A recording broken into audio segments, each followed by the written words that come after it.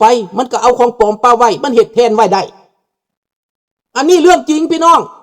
ผ้าที่ลงอยู่ในน้ำขอมันล่มนะมันฝรั่งคนไปเบิดอันนี้นะว้าวจริงแต่ถ้าของจริงของปลอมบ่มีผู้ใดรักฐานได้อย่าเอามาทำลายกันเจ้าหมักกันในเจ้ากนบข้าพเจ้าหมักองค์นี้ข้าพเจ้ากนบเข้าใจบ่ข้าพเจ้าเสือองค์นี้ข้าพเจ้ากนบผ้านั้นมันมีหลายองค์เป็นล้านองค์เป็นพังองค์เป็นล้านองค์ในโลกนี่นะเขาสิรอขึ้นมาแบบใดเขาก็รอขึ้นมาคนสมัยก่อนขนาดรอขึ้นมามือนี่มืออื่นก็ยังไปบูชานี่เด้อยู่ห้านพระข้าพเจ้านี่มีนี่นะข้าพเจ้ากนบทุกมือแม่นสัญลักษณ์มันโมเมนแนวสิมาพิษกันมันสัญลักษณ์ของพระพุทธเจ้ามีความนับถือองค์ใดก็ได้แม่นบ่ล่ะแม่นหรือบ่แม่นมีผู้ใดเป็นอันศาลตัดสินว่าอันเก่าอันถูกอันผิดบัดฝรั่งเอาไปมันจักอันไปเบิ่งแม่ข้าพเจ้าไปเบิ่งแล้วอยู่ฝรั่งเศสน่ะเสาจากอียิปต์มันก็มาขนมาฝรั่งขอบใจท่านบุษดีเสาหอจากประเทศอียิปต์มันก็ขนมาฝรั่งพระบางไม้แก่นจันทร์มันก็ขนมาทุกสิ่งทุกอย่างมันขนมาไว้อยู่หอพิพิธภัณฑ์ประเทศฝรั่งเศสข้าพเจ้าไปเบิ่งของมาจากเมืองลาวอันใดมันดีมันก็เอาไปของจริงที่หลักมาจากเขมรหลักมาจากประเทศไทยหลักมาจากประเทศอื่นๆมาอยู่ในอเมริกาไปอยู่ในเฮือนคนไหนบ่ได้อยู่ในหอพิพิธภัณฑ์นะพี่น้องคนที่เป็นมหาเศรษฐีซื้อเอาไปพี่น้องนี่ดังนั้นมันเป็นการสงสัยเบิดพี่น้องมันบ่รู้จักว่าในจริงอะไรปลอมดอกเบิ่งแล้วมันเก่าพี่น้องข้าพเจ้าบ่ได้ว่ายังแม่นเอาคำถูกยังแม่นเอาคำผิดข้าพเจ้าบ่ได้เว้าใดข้าพเจ้าว่ามันเป็นตาสงสัยแล้วมันเป็นแบบที่ว่ามันคล้ายคืออันนี้น่ะข้าพเจ้าก็คิดได้แต่มันนักกระบาลหัวบักสุริยาอย่างแหละขอถามมึงแน่บักซาดหมาบักลูกอีแอบลูกอีแม่จ้างคักในต่อหน้าเลยนะเว้านี่นะมึงฟังเอาไว้บักสุริยามึงอย่าอยู่เบื้องหลังพวกบักตู้รอมึงอย่าอยู่เบื้องหลังบักกันสติวมึงอย่าอยู่เบื้องหลังบักเสือพวกนี้มันเป็นหมาจิ้งจอกที่ฮัดกะลัดกัดคนต่างประเทศมันหลับไส้ลาวแดงพวกนี้นะบักตู้รอกระทุ่งกาเดือนบักสติวกระทุ่งกาเดือนบักเสือกระทุ่งกาเดือนพวกนี้นะยังแต่บักหน้าแหลมยวนวันโคเบอร์มันยังเอาสร้างสามหัวใส่อยู่บักนี่นะบักสุริยาก็สร้างสามหัวพวกนี้แม่นเอาทุ่งสร้างสามหัวปกหน้าไว้เข้าใจแล้วบอกมึงอยู่แคนาดาก็เจอกันสุริยาอันนี้มึงอยู่ฝรั่งเศสกูก็ไปอยู่มึงก็เบี้ยวแล้วไปเจอกันมึงอยากเจอหน้านะมึงอยากเก่งหลายบักแก้วหัวขอดกันมึงบ่เป็นแก้วมึงบ่เฮ็ดจังซี่ดอกบ่เคยเห็นมันประณามรัฐบาลลาวเลยบ่เคยเห็นมันโจมตีสอนไส้บ่เคยเห็นมันโจมตีทางรุ่นบ่เคยเห็นมันโจมตีพวกเผด็จการเลยพวกสัวพวกเลวพวกกินบ้านกินเมืองบ่เห็นมันเว้าหยังข้าพเจ้านี่กีบนึงก็บ่เอาบาทนึงก็บ่เอาตังนึงก็บ่เอาเส้นนึงก็บ่เอามันยังมาหาเรื่องใส่อยู่พวกซาดหมาเห็นบ่ล่ะมึงเป็นซาดหมาบ่สุริยาจัดให้มึงมื้อนี้หนักๆแม่มึงไม่จ้างบ่มึงจะเฮ็ดจังซี่น่ะ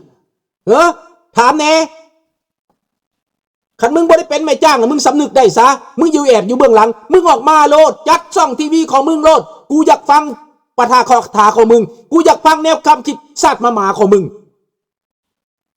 มึงออกมาเลยมึงอย่าอยู่เบื้องหลังเฮ็ดให้คนฝรั่งเศสเห็นหน้ามึงแน่มึงคิดหยังมึงจองล่างจองผ่านราชวงศ์มึงบอกให้บักตุลอไปจีกปากเจ้าสุริวงศ์ให้มึงลองมึงเนี่ยมึงไปจีกปากเพิ่นนั่นน่ะกูยันปากมึงหันจีกก่อนให้มึงมาอเมริกาเด้อสุริยาเด้อมึงบอกรอดมึงมาอเมริกามึงมาอยู่ในบักตุลอก็ได้ลูกน้องมึงส่งเสริมกันนักกันหนามึงส่งเสริมกันดีไอ้เหี้ยนี่มีความรู้ความรักได้ไปเมืองฝรั่งเศสได้เป็นอพยพไปฝรั่งเศสแต่ไปแอบทำความชั่วแอบใส่ให้ป้ายสีคนอื่นตัดเอาหูปเขาไปเห็นหัวควายหัวคม เฮ็ดตัวที่ตัวเด่นอันนั้นว่าคนมีการศึกษาอันนั้นว่าคนมีวัฒนธรรมดีนั่นว่าคนดีเห็นว่าสันดานตีแบบนี้นะแม่นบ่ล่ะข้าพเจ้าไปเรื่องผ้าบางข้าพเจ้าไปไหวผ้าบางเนี่ยแม่นเอาคำเซินไปข้าพเจ้าเบิ่งแล้วมันคือและข้าพเจ้าเบิ่งเหตุผลที่เนี่ยแม่นเอาคำให้มันก็คือเรื่องอื่นข้าพเจ้าบ่สนในเมืองลาวข้าพเจ้าบ่ฮู้ฝรั่งมันไปมันกวาดเอาเบิดของดีมันเอาของเทียมมาไว้เจ้าชีวิตกับปากบ่ออกเฮ็ดหยังเจ้าชีวิตสมัยก่อนกับย่านเขาย่านฝรั่งเพิ่นย่านไหนพอเพิ่นบ่มีกองทัพที่เพิ่นก็บ่ได้ไหนเพิ่นบ่มีกองทัพฝรั่งมันเข้ามายึดเพิ่นก็ยอมมายึดมันกวาดเอาไปเบิดผ้าซุกผ้าใสมันจะไปเพื่อลมในน้ำของจมลงไปหั่นเห็นบ่ที่ไปค้นพบมันน่ะ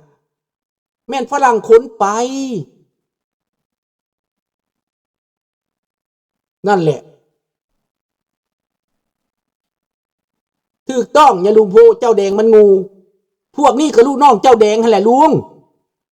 บักสุริยาไซดีเนี่ยมันลูกหลานเจ้าแดงเบิดแหละพวกนี้นะ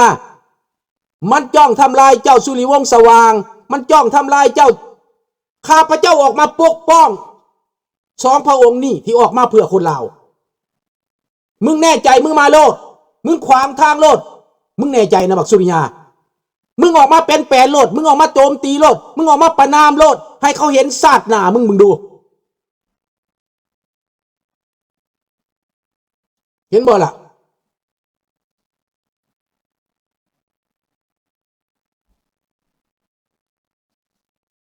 อันนี้สำคัญข้าพเจ้าก็เห็นความสำคัญถึงจะมีอุปสรรคเท่าใดราชวงศ์ลาวก็จะเป็นความหวังอันสุดท้ายแม่นบ่ล่ะราชวงศ์ที่ออกเดินสายตอนนี้เป็นความหวังอันสุดท้ายของคนลาวทั้งประเทศแม้แต่อยู่ในประเทศแม้แต่อยู่นอกประเทศคนธรรมดาเหมือนดังพวกเราไม่มีใครให้ความสำคัญแต่ราชวงศ์ไปเขาให้ความสำคัญลุงสุนทราก็ได้อธิบายมาจนครบเปิ้นปากแห้งมาเบิ่แล้วเรามันไม่มีน้ำหนักแค่เป็นราษฎรเป็นคนลาวธรรมดามหาอำนาจเขาบ่ให้ความสำคัญจะขึ้นไป10 เถื่อ20 เถื่อเขาก็บ่ฟังแต่ราชวงศ์ไปแค่ไปปลงศพเฮาบ่ได้มีเจตนาลุงเรื่องสงครามสมัยก่อนเฮาเกิดบ่ทันเฮาบ่ได้มาเครียดแค้นแทนดอกลุงบ่ต้องปลุกระดมลูกหลานให้เครียดแค้นประเทศไทยอีกเด้อลุงเด้ออันนี้ให้เข้าใจหลานเด้อการเมืองต้องระมัดระวังผู้ใหญ่ในสมัยก่อนนั้นปลุกระดมให้เครียดประเทศไทยแต่บัดสิตายพะเลนไปเมืองไทยอันนี้คิดแต่มันถูกคิดแต่มันดีคนไทยเขาก็มีพิษมีถูกคือกันแต่ว่าเฮาต้องสู้เพื่อให้เขายอมรับเฮาต้องเป็นหนึ่งเดียวเพื่อให้คนไทยหลับเราว่าเรากับคนอีสานคนลาวนี่ร่วมมือกันปกป้องผลประโยชน์ปกป้องเกียรติศักดิ์ศรีของพวกเราข้าพเจ้าบ่ได้มีเจตนามาปลุกระดมคนลาวให้เกียรติสั่งประเทศไทยไม่ใช่ไม่มีบอกแจ้งโลดแม้แต่ราชวงศ์ลาวก็จะไปพึ่งประเทศไทยข้ามน้ำโขงไปเห็นบ่ล่ะก็ไปพึ่งประเทศไทยเหมือนกันหนีตายพึ่งเย็นหนีร้อนพึ่งเย็นน่ะนี่แหละดังนั้นพี่น้องเหลือกษัตริย์เหลือนอแหนงองค์สุดท้ายว่าวจังซีซะไปสมมติไหลลูกผู้ใดผู้หนึ่งจากประเทศลาวไปลองแพไหลน้ำไปเขาได้เขาก็ไปเป็นข่อยข้ามาใส่แต่ว่าข้าลูกกษัตริย์บาดนี้ไหลแพลองน้ำไปเป็นลูกกษัตริย์พระเจ้าแผ่นดินเขมรเอาไปเลี้ยงทันทีเอาไปแต่งงานกับลูกสาวเพิ่นทันทีเบิ่งแม่น่ะขนาดไหลน้ำไปไหนคิดนี่ดูใส่สมองนี่ดูเอาส่วนใดคิดขนาดไหลน้ำไปเจ้าชีวิตเขมรก็ยังเอาไปเลี้ยงไว้แล้วยังมอบลูกสาวให้เจ้าฟ้างุ่มแม่นบ่นั่นก็กลายเป็นเจ้าฟ้างุ่มสถาปนาเป็นเจ้าฟ้างุ่ม แล้วได้กลับบ้านกลับเมืองเมื่อเติบใหญ่ขึ้นหน้าตาเบ่งบานขึ้นมาก็แต่งงานกับลูกสาวพระเจ้าแผ่นดินเขมรพระเจ้าแผ่นดินเขมรว่าอยากได้กองทัพเท่าไหร่จะนำทัพกลับบ้านมาสู้รบปลดปล่อยประเทศลาวขึ้นมานี่ก็เหมือนดังเจ้าสุริวงศ์ที่มาอยู่ล่อนอยู่ในต่างประเทศฝรั่งเศสเห็นอเมริกาเห็นก็สงสารเหมือนกันไม่ได้กระทำความผิดไม่ได้เป็นโจรพ่อก็ไม่ได้เป็นโจรแม่ก็ไม่ได้เป็นโจรไม่ได้เป็นฆาตกรไม่ได้ฆ่าคนไม่ได้ปล้นสะดมทรัพย์สินแผ่นดินเห็นไหมความจริงน่ะแล้วก็เป็นคนดีเข้าวัดเข้าวาทำเหมือนดังงุกงับไม่อยากจะเบ่งอำนาจเห็นไหมแต่คนก็ยกย่อโปปั้นยังเห่แหนแผ่นกั้งนี่แหละยังเห่แหนแผ่นกั้งต้องมีเป้าหมายชัดเจนเด้อการต่อสู้นี่ถ้าบ่มีเป้าหมายชัดเจนน่ะตัดหญ้าตัดตีนตัวเองตัดแขนตัวเองตัดอนาคตตัวเองคันบ่มีเป้าหมายชัดเจนอันนี้ข้าพเจ้าขอเตือนตอนนี้มีมิตรมีศัตรูทางภายในทางภายนอก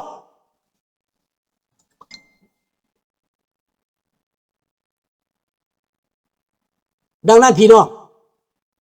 เรื่องนี้ถ้าบ่เปิดเผยดังบักสุริยานี่ถ้าบ่เปิดเผยมันก็จะแอบส่งเสริมพวกหมาจิ้งจอกนี่อยู่ตลอดเวลามันจะอยู่เบื้องหลังมันโทรติดต่อกันปรึกษากันวางแผนให้จังใดทำลายผู้นั้นทำลายผู้นี้ป้อนข้อมูลให้ทำลายเหมือนดังมันหู้ข้าพเจ้าบ่มันบ่หู้แต่มันว่าข้าพเจ้าเป็นควายมึงน่ะเป็นเดรัจฉานบักสุริยามึงว่ามึงเป็นควายมึงมาเบิ่งบ้านกูดูควายกูบ่ได้กินหญ้าเด้อบักสุริยาเด้อฝากตีนไปหาบักสุริยาจักตีนแน่มันบอกคนอื่นเป็นควายมึงน่ะเป็นหมาบักกอนจอนกึดเดียนกึดองค์สุริยาเห็นบ่อันนี้แหละพี่น้องมันลอบกัดมันลอบทำลายลอบยุยงปลุกปั่นหวังได้หับผลประโยชน์หวังได้รับหน้าที่หวังได้เมืองลาวสบายหวังได้พบองค์สอนใสพี่จองสอนใสเลยเนอะองค์สอนใสเดาเด้อองค์สุริยาเด้อองค์สุริยาโตดล้ำองค์สุริยาโตดเหม็นเนอะนี่แหละพี่น้องพวกเฮาต้องปกป้องราชวงศ์ที่เหลือ2 พระองค์เหลือหลายพระองค์แต่เป็นผู้หญิงผู้ที่จะเป็นการเมืองมี2 องค์เท่านั้นถ้าองค์ง่ายเป็นอย่างไปองค์น้องขึ้นแทนอันนี้คือกำลังใจคนลาวอยู่นอกประเทศกำลังใจของพี่น้องชาวมงกำลังใจของคนลาวทั่วโลกพี่น้องเห็นแล้วบ่ต้องเป็นจังสี่ยามมันมีแล้วพี่น้องยามนี้เขาต้องการลีดเดอร์ชิพสบายดีสมผู้พี่น้องกระเบิงตีฝรั่งเศสนะเพื่อมันจะแก้ไขปัญหาเขมร